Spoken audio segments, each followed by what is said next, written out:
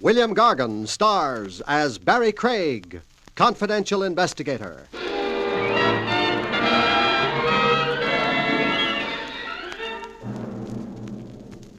Distemper is a human failing, but don't ever try blowing the lid of your coffin.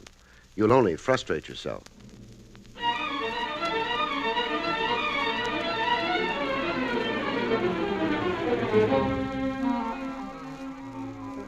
A National Broadcasting Company presents William Gargan in another transcribed drama of mystery and adventure with America's #1 detective, Barrie Craig, confidential investigator.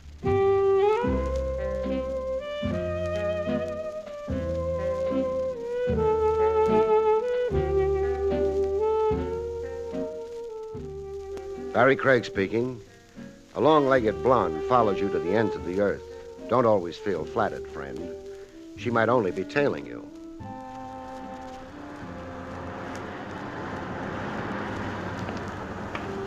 Such was my case on the public streets one sultry summer's evening. A doll panting after me, but keeping a discreet 50 or so yards between us. I got a look at her face without turning around. How? A gimmick standard with cops. A pocket mirror held in front of me. My pursuer was good-looking, with twin dimples in her cheeks and an aristocratic hook to her eyebrows. I let her follow me into a cocktail lounge. Inside, I watched her fidget at the far end of the mahogany bar for a couple of minutes. When the sweat began to spoil her makeup, I joined her. Hello. Look, you're wrong if you... If I confuse you with a pickup, I don't. Well, then... Cry wolf if I'm wrong, but I get the impression we've been inseparable for hours. Inseparable?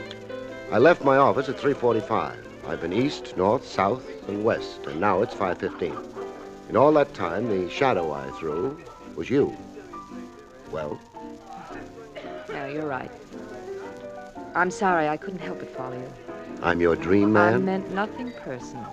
Oh, that deflates me. If I can explain. Do. At 3:45 outside your office building, I didn't dare come up. Why not? I discovered that I myself was being followed. Oh. You were strongly recommended to me. As a confidential investigator, I could trust implicitly. To whom do I owe that bouquet? Never mind. I followed you, hoping we could eventually talk somewhere without being observed. Like this. What makes you think we're alone with each other now? What makes... You mean the person following me? I do mean. I haven't seen him for the last hour. Shadows don't generally quit, any more than you did. Now, look around. He's not in here. Describe him. Oh. Unusually small man with an enormous head, totally bald. He wore an odd candy-striped suit. You're describing a freak. He did look freakish, yes. Tell me, lady, how do you feel generally? I'm quite sane, believe me. Which brings us to your problem. Well, it's more precisely my husband's problem. Well, introduce yourself. Vera Baxter. My husband is J.C. Baxter. You say that like J.C. Baxter is a muck-a-muck. My husband is someone substantial. Rich, upper class, a figure in the business world? All of those things, yes. He hasn't been himself for months. He's morose, secretive. He can't eat, he can't sleep. I believe my husband is submitting to blackmail. Does J.C. know you're aware of his situation? No, he doesn't know. He's always been violent on the subject of his own privacy, his own private affairs. Mr. Craig, I'm frightened for him. And for myself. Then you want me to pinpoint what it is that has your husband in the toils? Yes, watch him. Follow him if need be. See who the persons are who telephone and molest him And?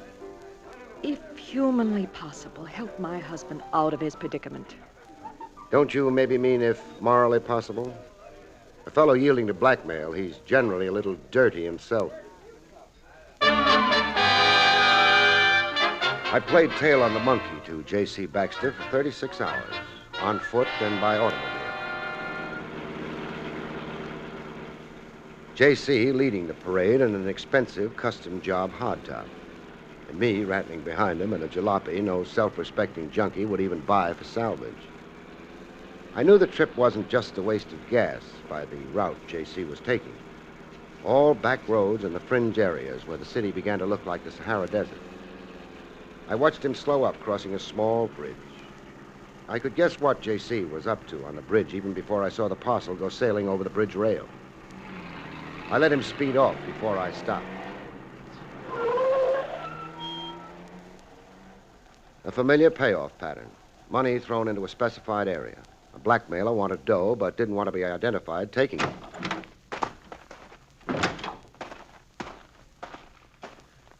I went to see how much was in the parcel. From the weight to the parcel, there was plenty. Plenty was an understatement.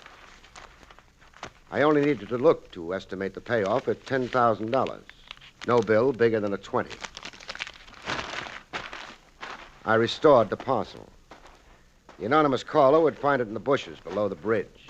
He'd find the dough, and he'd also find me.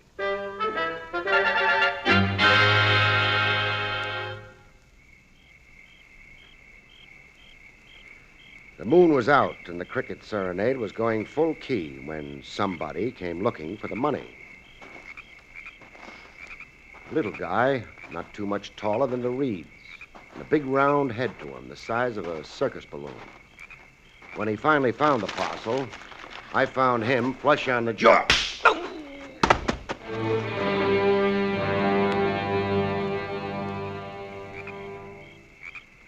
He came to with his balloon head noticeably deflated.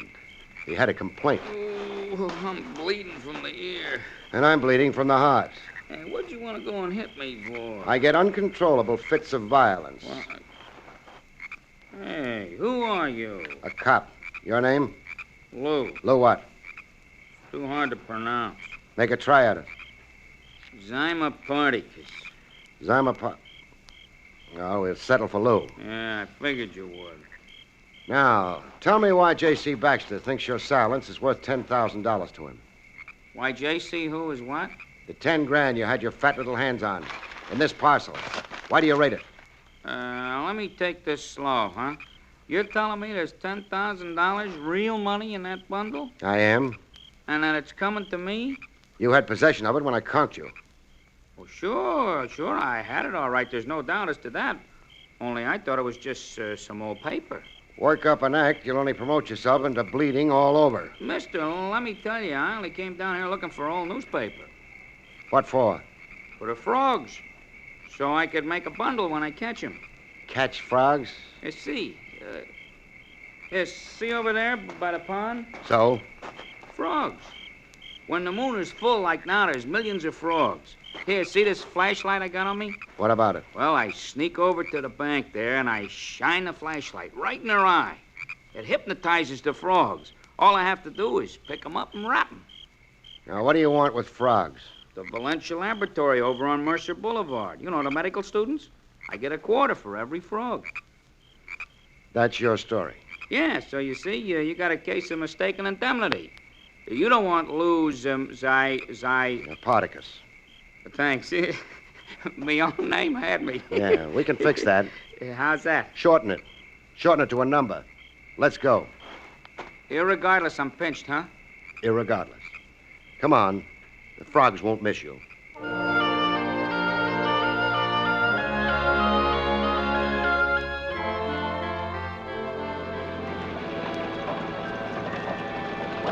Riding back to town with my frogman in custody, my jalopy began to shake as if age and abuse had finally gotten her. Hey, the heap shimmying from side to side. Yeah.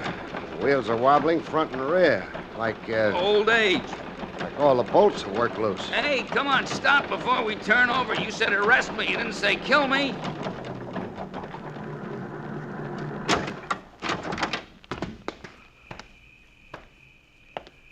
Bolts had come loose, all right. Any minute you'd have lost 4 wheels. Yeah, but not from natural causes, Buster. Not? Human hands did this, while I was down in the reeds pollywogging with you. Or, hey, why would somebody The want... answer to that's in the car now approaching. You want to bet? The guy behind the wheel with a big beak pushing through a handkerchief he wore as a mask. The play was his. Who wanted to argue with a gun? Hey, you there, Shorty. Me? Yeah, you. Climb into my boat. Me switch cars? You're rescued. By the boss, is it? You talking one ear comes out the other. Right now, I don't know what you're talking about. Sure. You only know from frogs, liar. So long now. Now you, big stuff. That presumably is me. Give me your lip, I'll plug you. I'm speechless. All right, hand over the parcel. Parcel? Oh, yeah, the parcel. Here. Toss it the back window. Okay, you've got it. The contents are intact? Check with your stew. I'm asking you. I held out a dime. You want it? No, you keep it as a tip. That incline over there, you see it? Yeah, I see it. Well, start climbing it. What for? Exercise. Be glad I'm leaving you in shape to climb. Watch me go. He watched me go, and then I watched him go. No rear license plate I could read. He had black tape over it. I was up against pretty resourceful competition. That much was very plain.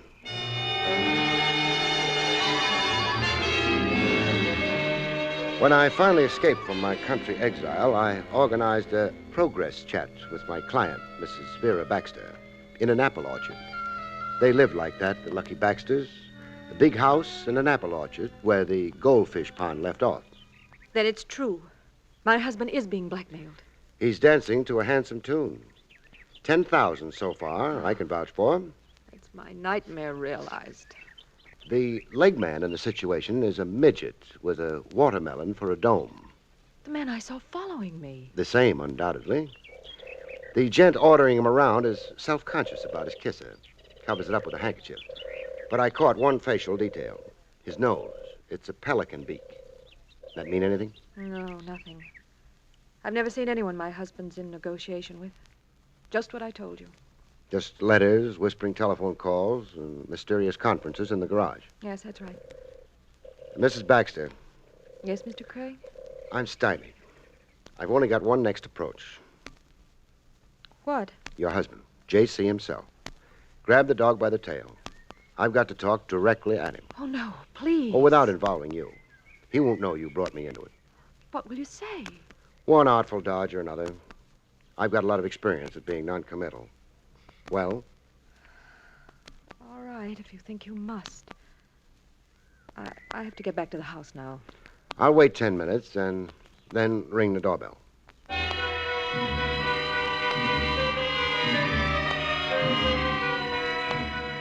J.C. looked as morose as a guy could get and still want to live. Face tight, every muscle in place. Very close to the screaming Mimis. I find your visit a little fantastic, Mr. Craig. In my business, the fantastic is everyday stuff. But to single me out, why? How is what you really want to ask. How I found my way to you. I'll only tell you what I have so far. Let your imagination fill in the rest. You're paying hush money. You threw 10,000 over the rail at Ramapo Bridge. Now, confide in me. I'll mind my own business, and I'll thank you to mind yours. For your own sake, Baxter, any rap is worth facing up to when the alternative is giving in to blackmail. Blackmailers keep coming back again and again. You won't have a dime left or a shred of self-respect.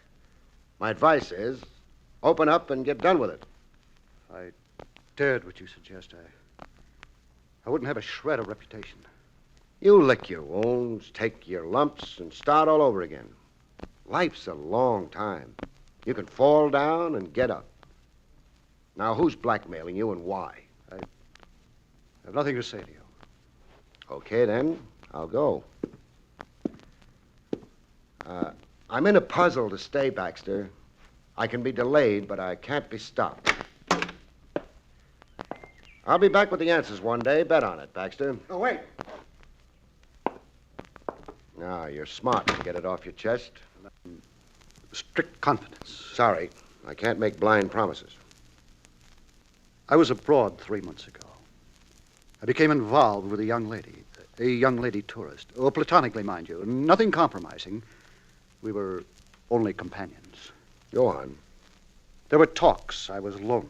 There were dinners and walks on the promenade. Visits to museums, the tulip fields in Amsterdam. Just a harmless diversion. But the young lady tourist made more of it, huh? She distorted our situation. I've been receiving letters here at home, demands for heart balm, redress. Her broken heart. I'd misrepresented my status. I had not told her I was already married. No foundation to any of her claims? All lies, a blatant fakery. I was only an escort, a friend. Why are you paying blackmail? To prevent scandal, to forestall any needless hurt to Vera, my wife. You feel that vulnerable to pay tribute to a lie? My social and business situation is sensitive. My colleagues, all of them, blue noses, very provincial. The merest breath of notoriety. And also, my wife is a woman of certain delicacy of spirit. A perverse sense of pride and propriety. I could never make her understand. Vera would turn against me. You see my trap. I see it all right, only I'm not so sure I believe it. You don't believe me? A man your size in the world, Baxter, top dog, a high social level, howling business success. You don't figure to be stupid enough to yield to a blackmail built on a tissue of lies. No, I don't think I believe you. That's very arbitrary of you. Whatever's got you playing obliging sucker is motivated by something a lot more potent than an old-fashioned badger game. Now, this girl, what's her name? I'll not disclose that to you. And you won't either disclose what she's really got on you. She and company, that is. I've already told you all there is to tell. You fed me a line of bunk. I'm sure you can find your way out. Yeah, out and right back in. Watch for me.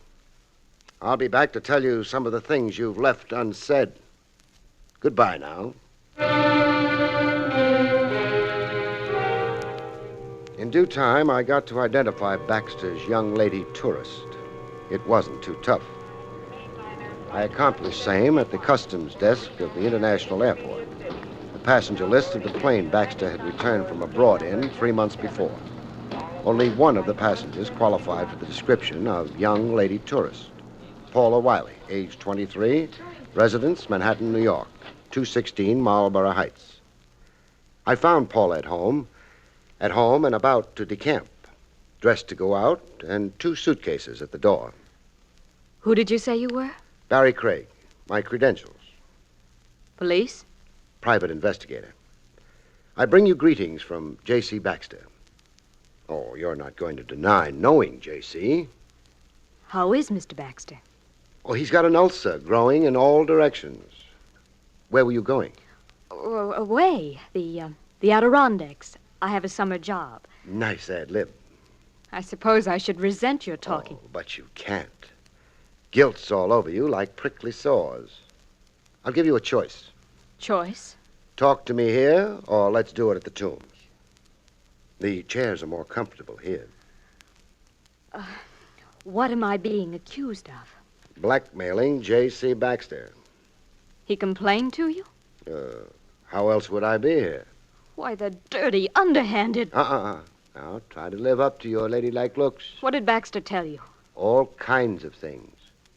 It's still inconceivable to me that he'd dare. Dare send me after you? Yes. You did say he engaged you. Well, call him up and ask him. Confirm it. Be smart, baby. Hang Baxter with his own noose. What's Baxter trying to scare you out of? I'm not sure you're not handing me a line, a come on. Oh, take the gamble. You're gambling anyhow. Blackmail has its risks. I take you on good faith. You won't get rich. I'm resigned to being poor. Baxter, I was with him in Amsterdam, Holland, the Diamond Center. We were picnicking and taking color pictures of the tulip fields. But Baxter was there for another purpose. Buying up diamonds. Industrial diamonds. He didn't know that I knew what he was doing. You looked beautiful and dumb. You can guess the rest. Baxter never declared the diamonds at customs. He smuggled them into the United States. Yes. And that's the real blackmail gimmick. Yes. Now, the 2 gentlemen sharing your gold mine, who are they? Why must you know that? Well, I like to know all the company I keep. Ben Stacy. He's a sort of boyfriend. He handled all the contacts with Baxter. I never personally appeared in the situation. Well, where does Stacy hang his hat? Down the block, the Baker Apartments. And who is the little fellow with the pumpkin head? Lou. Stacy uses Lou for odd jobs. And other times? Lou works in the Imperial Bowling Alley. He's a pin boy.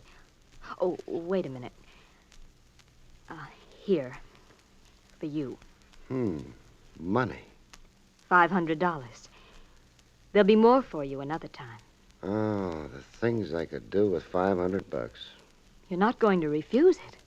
Take it, I'd lose my license, let alone my self-respect. Oh. Then you're a cop after all. You're disillusioned? No, I half expected an outcome like this. But I took the gamble. It's a funny thing. Yes? My heart's never been in the thing with Baxter. You see, it's my maiden debut in crime. You're lucky. Lucky. Lucky to be caught first time out. It could prevent your becoming a habitual criminal. Let's go, huh? With Paula in custody, I looked up Ben Stacy at the Baker Apartments. No answer to the door buzzer. A formal entrance doesn't pan out, you try an informal one, which I did. I found Ben Stacy receiving at home. He was in. He'd just been playing possum. Dead possum, that is. On the floor, flat on his back, face up and his eyes blind. The manner of death required no guesswork. He had a hole on the side of his skull the size of a quarter, a bullet hole. There was an ornamental touch to the corpse, a square of gold glittering close by his shoe top. A gold cufflink. Not Stacy's. Stacy wasn't wearing French cuffs. The murderer's cufflink, apparently. It lay there like it had been lost in the struggle between killer and victim. It took less than 60 seconds to find the $10,000 Stacy had relieved me of on the highway. It lay on a bureau top, exposed to the casual eye. I had 2 brief calls to make, out of respect to the dead. The morgue and homicide. In the tombs, Paula wept for the dead. I got Stacy into this. It's my fault he's dead. You cry like he meant something to you. I was, in a way, in love with him. Did you maybe, in a way, kill him? Kill? What possible reason? Eliminate a partner. It happens, doll, among the best of thieves. You were going away when I caught you. Get out of here. You get out of here.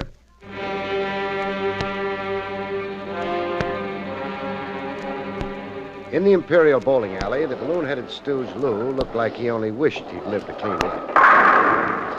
I can't leave here till 6 p.m., mister. They're short of pin boys. Very sad. So come around and see me then, huh? So a mourning band on your sleeve, Lou. Huh? Hey, somebody died? Yeah, your once-in-a-while boss. Stacy? Stacy. What'd you want to go and tell me for? You'd rather I hadn't? Now I won't be able to keep my mind on the pins. Better that way. Now you can concentrate on your troubles. Troubles? You're fingering me for the Stacy killing? You're a suspect, chum. Please join me. Wait till I set up the alley. And lend a hand there on number 4, huh? Like I told you, they're short-handed today. In a more fragrant setting, by the shade of ye old apple tree, Mrs. Vera Baxter clutched her heart. Murder? Murder it is. You've really got a domestic nightmare now. Oh, no, you can't let your suspicions... I can't exclude your husband as a suspect. He had a pretty impressive motive against Stacy. But he's incapable. He's a gentleman. An ungentle crook. A crook? Smuggler, I should have said. But the characterization of your mister doesn't really surprise you. No. No, it doesn't surprise now.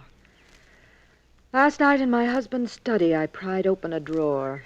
What did you find? Diamonds. A bag full of diamonds. Diamonds he bought in Amsterdam and smuggled across. Your husband had a little racket going for himself. It's incredible to think that he'd stoop to... profit?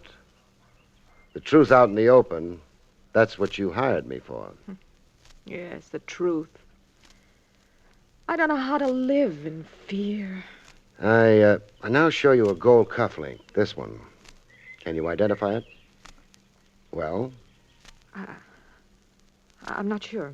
Your eyes tell me you are sure. No good trying to evade, Mrs. Baxter. It's a link to a set I gave my husband. I had them specially designed at our jeweler's. I feel faint. Yeah, who wouldn't feel? What does the cufflink mean, Mr. Craig? I can't say positively, but it could mean the chair for J.C. Baxter. Oh, no.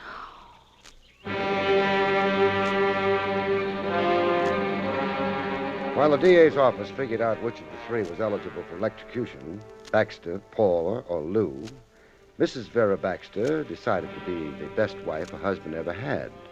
She was in my office in the bright and early a.m. My husband couldn't have murdered this man, Stacy. Why not?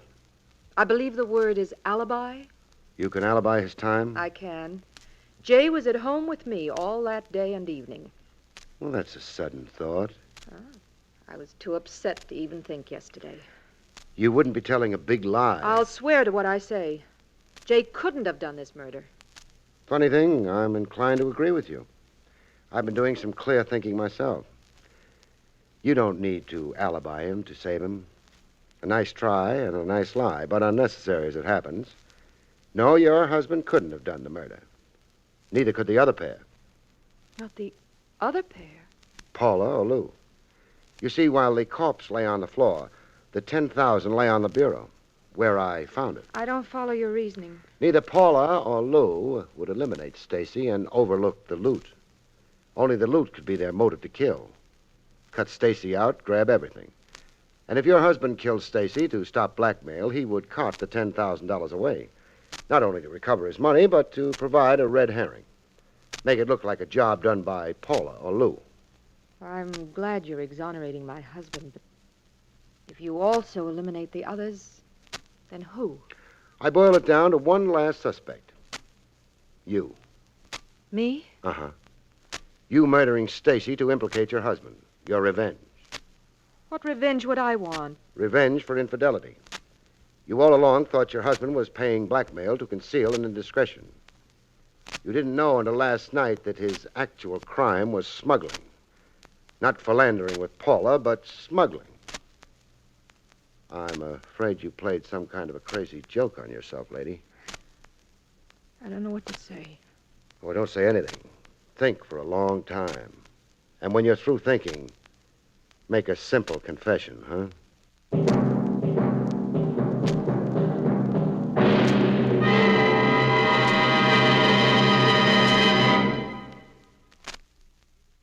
You have been listening to William Gargan in another exciting transcribed mystery drama from the adventures of Barrie Craig, confidential investigator. Tonight's story, Murder by Error, was written by John Robert.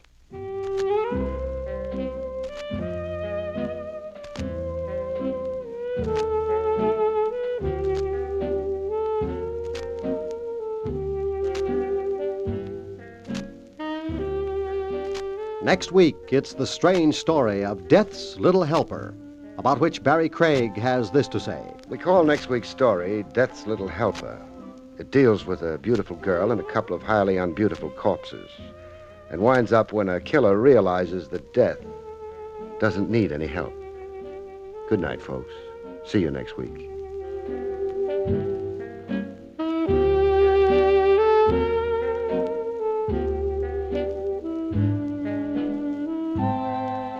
The National Broadcasting Company has just brought you an NBC Radio Network production, William Gargan, starring as Barrie Craig, confidential investigator, directed by Arthur Jacobson.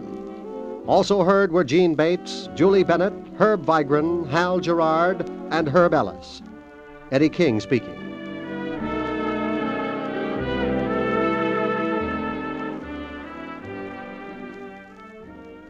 Hear tonight's exciting Dragnet adventure on the NBC Radio Network.